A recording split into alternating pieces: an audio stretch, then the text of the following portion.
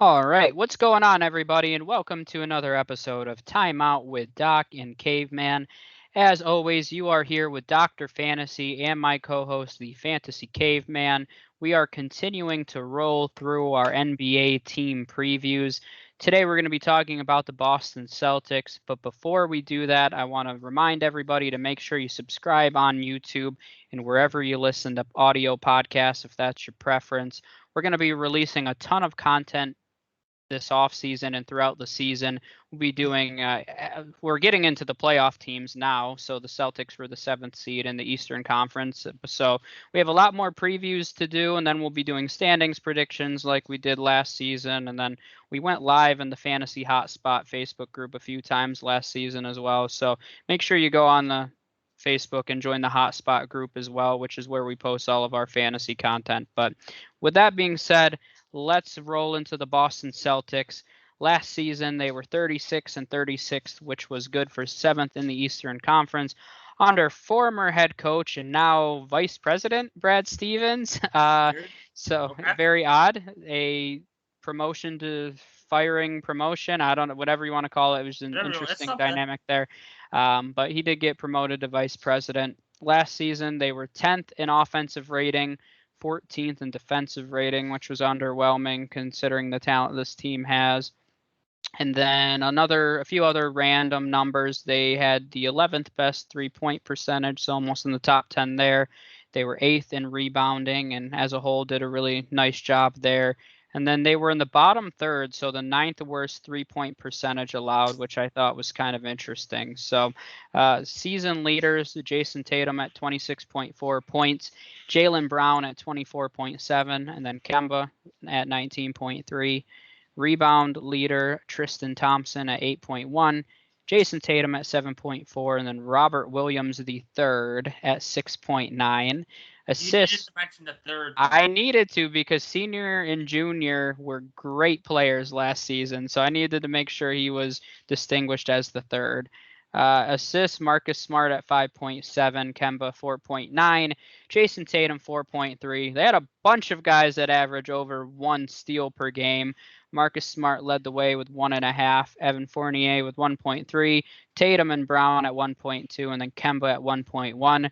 And then their blocks leader was Robert Williams, the third at 1.8 blocks per game. So, Caveman, who stood out to you for the Celtics last season? Uh, First of all, I just want to check what the whole Brad Stevens thing was Yeah. very weird. I mean, is it a promotion? It's technically on paper a promotion because he's probably gonna make more money now, as you know, as that position typically does. And he's gonna have more influence on like who they sign. Mm-hmm. But I really think it speaks to how they view his lack of player development. Mm-hmm. I think that's kind of a weird. What real quickly? What is your overall Yeah. thought process on the whole Brad Stevens, promotion slash demotion? It's kind of both. So I think that Brad Stevens is a better basketball mind and team builder than he is motivator. And I think that's a lot of times the most important piece for a coach because a lot of these guys are great X and O's guys. And Brad Stevens has been well respected as an X and O kind of guy, but there was lots of reports he didn't always capture the attention and motivation of the locker room.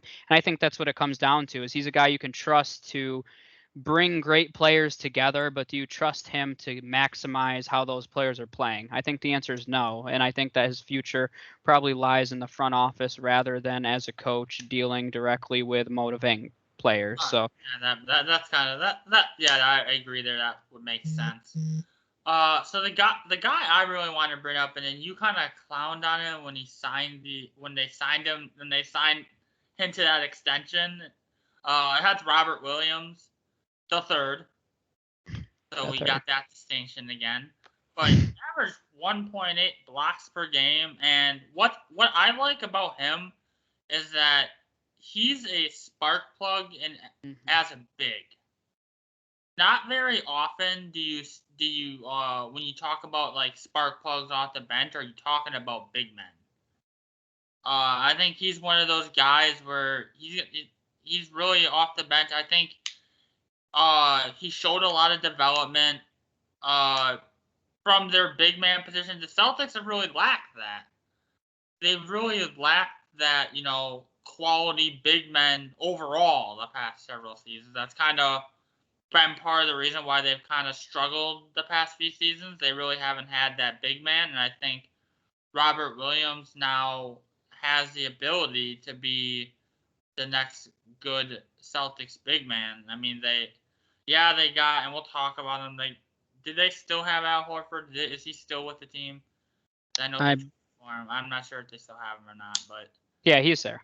Okay, but yeah, even so, I mean, to me, it's just about I love his potential. I think his potential is off the charts, especially for this team. They need him to live up to continue to develop. But yeah, he's kind of the guy. I think he showed a bunch of growth. I mean, I'm not gonna say Jason Tatum or Jaylen Brown because they kind of did their thing. They're kind of one of those where we knew Jason Tatum. I consider Jason Tatum already a superstar going into this season. So there really wasn't a lot of room for him to grow for me personally. Jaylen Brown, unfortunately, did get hurt, which I think kind of dampened his chances of, now now as he gets healthy again, he's gonna have to continue to jump, and I think he could become a superstar as well. But he kind of just did a steady, nice little climb, didn't really jump for me a ton. So yeah, Robert Williams is the main guy for me. Yeah, Robert Williams definitely was impressive, was elite defensively. He reminds me a lot of Miles Turner. I think that's the kind of player that he's going to be long term, kind of in that mold, in that realm. He only did it averaging 19 minutes a game too, which I think is important to mention. If you see him now, I think he's going to play more than 19 minutes a game now. I fully expect that to be the case. So if you're talking about Robert Williams even averaging like 25 to 28 minutes a game, I mean, you can easily see him average close to 3 blocks a game. Mm-hmm. Yeah, Miles Turner was at 3.4 last season. So you can easily see Robert Williams being that 3 block. He's going to be among the league leaders in blocks. Mm-hmm. Yeah, I would definitely agree with that. I disagree with Jason Tatum and Jaylen Brown. So Jason Tatum heading into last season only had one season where in his whole career where he'd average over 20 points. So I wasn't willing to hand him that superstar crown quite yet. And to me, I think not even he proved that he's a superstar player, but I think he proved even more so that he can be one of the best players in the NBA. I think it goes beyond him being a superstar. I don't want to say he can be a face of the of the league, but I think he could continue. He's still only 23 years old. I still think within the next few years, people keep comparing his game to Kobe. Honestly, I see a lot of it, and I think he's got ice in his veins, and he's a guy, he wants the ball. I love the one story. He went to the locker room. I forget who they were playing. And he's like, I'm going to drop 50 on you guys tonight. And then he did. Like, I kind of he's got that confidence. He's got that leadership. I think that he showed that he can be more than just a superstar, that he can be one of the premier players in this league and be a top 5 guy. And I mean, he continued to develop. I don't think that I agree with what you said with him and Jaylen Brown. They didn't, take that major jump from, averaging 23 points to 30 points a game or anything crazy like that. But you don't always need to see that. Sometimes just incrementally getting better is okay too. And Jaylen Brown did the same thing. He averaged 4 more points a game. Jason Tatum averaged 3 more points a game. Their efficiency numbers didn't go down. A lot of them actually ended up going up. Jaylen Brown set career highs in 3-point percentage, field goal percentage, free throw percentage. So I think that they continue. And once again, he's only 24 as well. So these guys gel really well together. I like the confidence and attitude that they that they have. So I think that they're going in the right direction. They have 2 I'm not going to. Jaylen Brown's a star. Jason Tatum's a superstar. Jaylen Brown, I still think, could take a superstar leap. Yeah. I still think he's young enough. He's shown development to where he can do that. He's a good defender as well. That's where I talked about that. I think the fact that he got hurt at the end of the year really hurt his chances. Really hurt his chances last year of taking the leap. I think Jaylen Brown, had he not gotten hurt, could have taken the leap into superstar last year. Yeah, I agree with that. So I think those two guys are at least worth mentioning as well. When you're talking about the Celtics, you gotta kind of focus part of the conversation on what those guys have done. So let's talk about their off season, which as a whole has been semi-uneventful, but I kind of like some of the moves that they've made, which I'll talk about. Their new head coach is Ime Udoka, who came from the Spurs system previously. And, Greg Popovich's coaching tree has been very successful. So I think that bodes well for one of his coaches may or may not have just won an NBA championship. May or may not have. But yeah, when you look at a lot of the playoff teams last season, a lot of them came from his coaching tree one way or another. Yeah. Or he's so old now where his coaching tree has a coaching like tree. Every team in the league has, like every so team his in assistants, somebody. Yeah, it's like his assistant. Yeah. So Greg Popovich's influence on the NBA goes beyond what he's done with the Spurs at this point. So I think there's a lot to be said for that. But Udoka getting a chance here, he was known as kind of if there was a prospect head coach, he was the number one prospect, and he was getting consideration really for every head coaching job. So a lot to prove here with his first head coaching job, but he lands in a really nice situation. They also added Chris Dunn, Bruno Fernando, Al Horford comes back, Enes Kanter's back, Josh Richardson's there, and then they signed Dennis Schroeder to a 1-year deal as well. A few guys that they lost, Taco Fall, that's the biggest loss of them all, literally the biggest. Evan Fournier, Tristan Thompson, Kemba, Semi Ojale. I think that's it. So they didn't have any draft picks. So I didn't mention that because they didn't have any. And at first I thought that was a mistake, but no. So overall, what'd you think of this offseason for him, Caveman?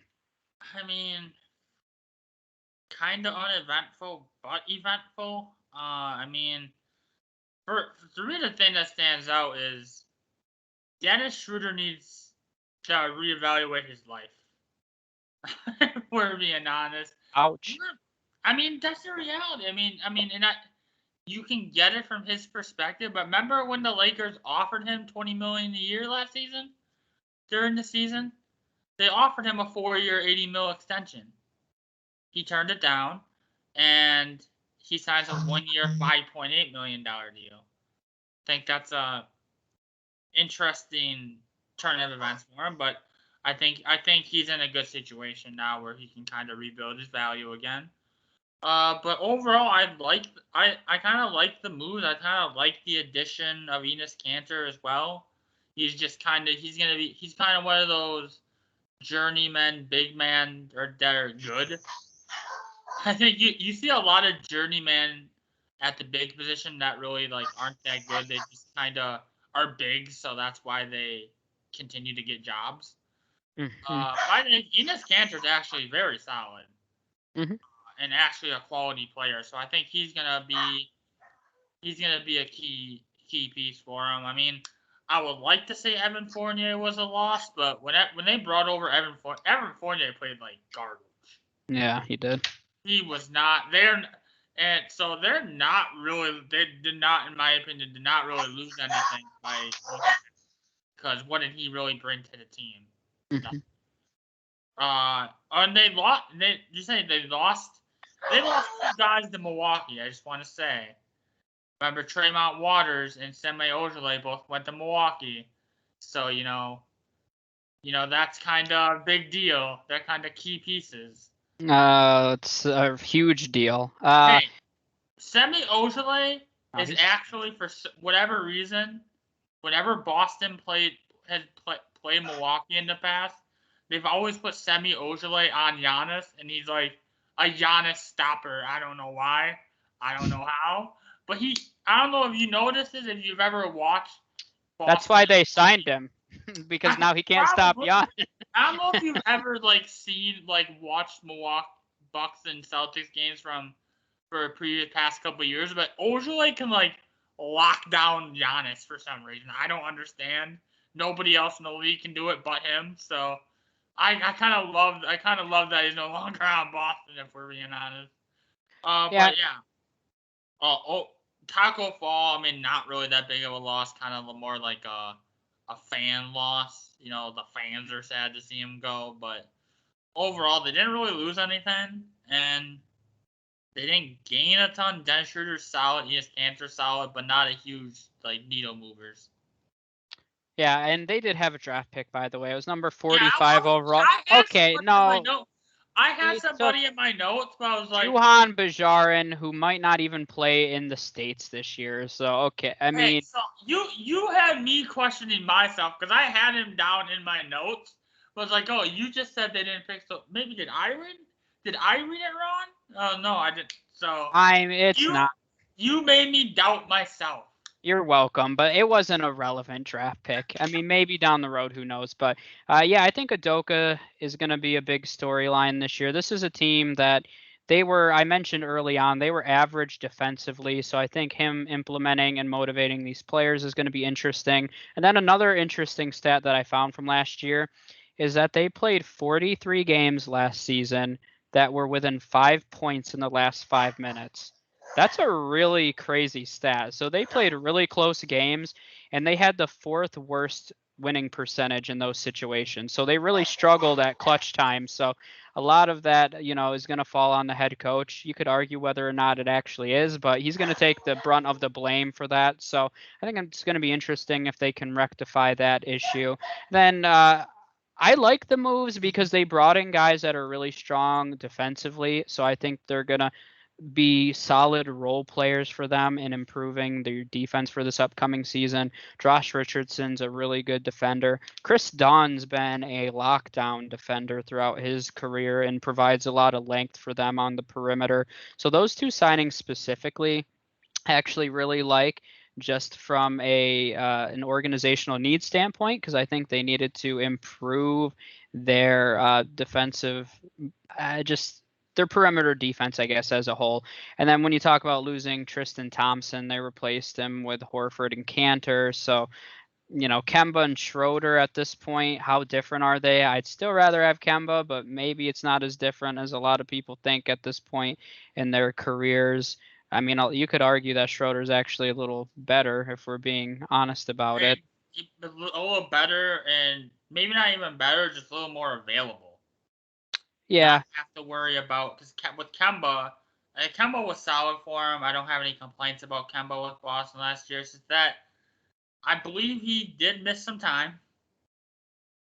Maybe a few games. Maybe a few games, but his workload had to be managed too much.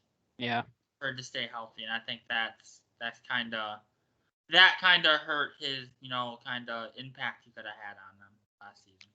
Yeah, definitely. Let's go over their depth chart then and round it out with where we think they could finish in the future. So in the backcourt right now, they have Marcus Smart and Dennis Schroeder listed as the starters. Behind them, a lot of names. Peyton Pritchard, who played some decent minutes offensively for him last year and had some good games. Josh Richardson will slot in there.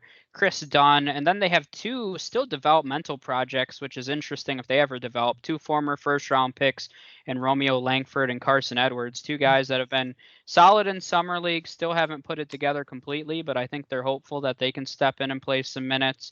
Then behind Jaylen Brown at the 3, Josh Richardson will slide in there, and then Aaron Nesmith, maybe we'll see him slide in there as well. And very underwhelming rookie season for him, but he also didn't play very much, so we'll see what the future holds there. And then in the front court, we have Jason Tatum. Right now, they have Al Horford listed as the starting center, but Robert Williams could slot in there as well. They also have Grant Williams, Bruno Fernando, so a little bit of depth there as well. I would like to enter that. It would like to, before you go much further, they did. I don't know if you must have missed this trade from a couple of days ago. They actually traded Chris Dunn and Carson Edwards to Memphis for Juancho Hernan-Gomez. Oh, okay. Yeah, I did not see that. Yeah, so I mean, that wasn't. I was like, I was looking at something. I was like, yeah, so they did trade. I was like, why do I not have them down on my depth chart? I was like, Well, that would be why. They traded Dunn Edwards. There was a pick swap as well, and got Juancho Hernan-Gomez. Yeah, which isn't overly surprising because they were in a little bit of a roster crunch where they needed to move some guys in order to make room for everybody. So, Yeah. But yeah, I mean that provides more depth in the front court for them as well. Then. Yep. But yeah, looking at their roster, I mean, I really hope Jabari Parker makes the team. I mean, I don't want to see him completely fail as a Milwaukee fan. The injuries kind of took a toll on him. But Jabari Parker was actually down. I remember when I was doing some of my daily or recaps or whatever you want to call that I did last season. Jabari Parker was actually very solid for him down the stretch. It actually provided some decent offensive punch. But yeah, I overall this team, I like this team from top to bottom, and we're gonna talk about it where I think they're gonna finish. But they have solid depth everywhere. They have a solid backcourt. I really like Peyton Pritchard as a solid point guard off the bench. I mean, Josh Richardson was a little disappointing last year, where he played like 95 places last year. No, I'm just kidding. Didn't he get traded mid last season? Yeah, I believe he went from. Let's see, he was with Dallas, right? Yeah. Yeah. Then he went to. Where did he go? I forgot where he went. Off the top of my head, but yeah, like as overall, just solid depth. There's really not much of. They just have good depth. Yeah, and I think they have a little bit of everything. I think they're still going to have to answer who their point guard of the future is. I know there's some Celtics fans that have Peyton Pritchard locked in as the point guard of the future. I don't know if I'm sold on that, but what do I know? But they have a good. Once again, this is a team that has a good mix of everything. I don't want to say it reminds me of the Pacers because the Celtics have a superstar level and another star level player, but I mean, just to where they were underwhelming last season. So I think you bring in a head coach that can maximize how these guys play together. Exactly. That's You kind of bring the in head coach was over. You could say with both teams that the head coach was overall might have been the main reason why they didn't take the next lead. and the Celtics are even more intriguing long term because when we're talking about these superstar level and star level players, they're still really young. I mean, Jaylen Brown's 24, Tatum 23, Robert Williams 23. So they have a young core. When you mix it together with some not veteran guys like Josh Richardson, but still a guy that's been around a few different places. Al Horford bringing up veteran leadership. Marcus Smart's the old wily veteran there now as well. I believe he's 27. Who got paid, finally. Yeah, he did, and he still can be a leader on the court for him defensively. Then you mix in some younger guys too with some potential like Langford and Aaron Nesmith. I think it's just an intriguing young group of guys who have a combination of talent. They have three-point shooting. I think they're going to be better defensively, which was kind of their bugaboo last year. So if they improve defensively, this is going to be a top 5 team in the Eastern Conference, which is where I would have them. Yeah, that's a good point of where I actually think we're going to be pretty similar on this team on where they're going to finish next season. This team has insane amount of talent that I don't see them unless their new coach comes in and just stinks it up and proves that he's not ready to be a coach, which considering where he came from, I doubt it. I don't think so. I don't see them finishing below 6th, for being honest. I think 6th is probably their lowest. I think they're gonna finish anywhere from 4 to 6. I don't see it. They have a lot of talent. They really have everything. They have a superstar. They have a guy in Jaylen Brown who I think has potential to be a number 2 on a championship level team. I think he has that kind of ability in him. They have a great supporting cast around him with like guys like Marcus Smart and Schroeder and Robert Williams and Josh Richardson and just a bunch of guys who round out a solid supporting cast. So, I don't think they're championship contenders. I don't think they're on the level of the top 3 teams in the East. But they're definitely a team that they can make a decent run in the playoffs, and I expect them to be somewhere in that 4 to 6 range.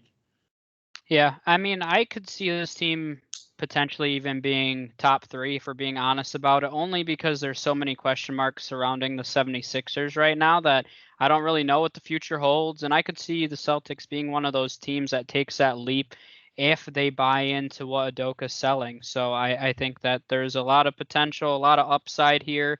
When you have Jason Tatum to build around, and Jaylen Brown for that matter, they have a lot to be excited for. And in the next few years, we're going to be talking about them as title contender. And I wouldn't rule them out of it right now, for being honest about it.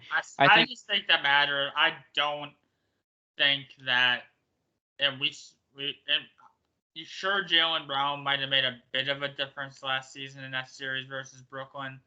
But if we're being honest, the reason why I don't think they are is because I clearly think it's a two-way race between Milwaukee and Brooklyn in the Eastern Conference, and everybody else is kind of behind them. Mm-hmm. So that's why I don't say. But they could make the Eastern Conference Finals next season.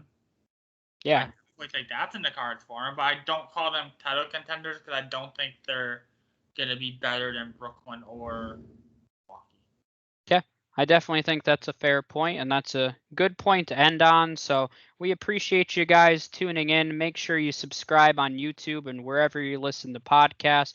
We're going to continue to roll through the playoff teams next time, so we'll see you guys then, and thank you for watching.